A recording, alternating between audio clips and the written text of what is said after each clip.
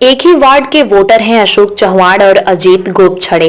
मेधा के पुणे में है धाक। राज्यसभा के लिए बीजेपी ने 3 उम्मीदवारों के नाम की घोषणा कर दी, जिनमें से अशोक चौहान और डॉक्टर अजीत गोपछड़े मराठवाड़ा के नांदेड़ जिले से हैं। बीजेपी की तरफ से चौथे उम्मीदवार को नहीं उतारने का ऐलान किया गया है। ऐसे में महाराष्ट्र में राज्यसभा का चुनाव निर्विरोध होना तय हो गया है। अशोक चौहान और डॉक्टर अजीत गोपछड़े नांदेड़ में दोनों शिवाजी नगर स्थित एक ही बूथ पर मतदान करते हैं। वहीं तीसरी उम्मीदवार मेधा कुलकर्णी पुणे से हैं। आइए जानते हैं राज्यसभा के इन तीनों उम्मीदवारों के बारे में। कांग्रेस के प्रभावशाली नेता रहे चौहान अशोक चौहान महाराष्ट्र के पूर्व मुख्यमंत्री शंकर राव चौहान के बेटे हैं। वो कांग्रेस के सबसे प्रभावशाली नेताओं में से एक थे। उन्होंने विलासराव देशमुख सरकार में सांस्कृतिक मामलों, उद्योग, खान और प्रोटोकॉल मंत्री के रूप में कार्य किया है और उद्धव ठाकरे सरकार में चौहान पीडब्ल्यूडी मंत्री भी थे। 8 दिसंबर 2008 से 9 नवंबर 2010 तक महाराष्ट्र राज्य के मुख्यमंत्री के रूप में कार्य किया है। उन्हें राज्य के मुख्यमंत्री के तौर 2 बार शपथ लेने का मौका मिला।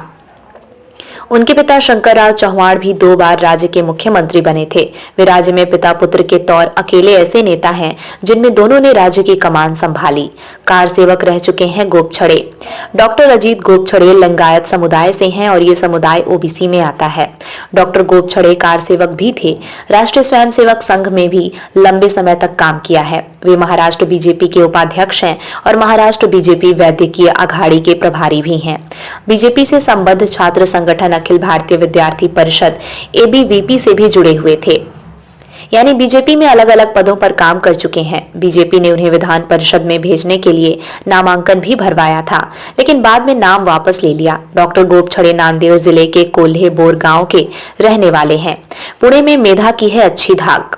पुणे के कोथरूड विधानसभा क्षेत्र से मेधा कुलकर्णी विधायक चुनी गईं। 2014 के चुनाव में उन्होंने शिवसेना के चंद्रकांत मुकाटे के खिलाफ 64,000 मतों के अंतर से जीत हासिल की थी। साल 2019 के विधानसभा चुनाव में बीजेपी ने उनका टिकट काटकर चंद्रकांत पाटिल को टिकट दिया था, जिस पर उस क्षेत्र के वोटरों ने भारी नाराजगी जताई थी। पुणे का ब्राह्मण समुदाय बीजेपी से नाराज हो गया था। मेधा कुलकर्णी को मनाने के बाद किसी तरह से मामला शांत हुआ और चंद्रकांत पाटिल विजयी हुए। मेधा कुलकर्णी का मौन रहना और सतत पार्टी के लिए काम करने का पुरस्कार राज्यसभा सदस्य के रूप में मिला।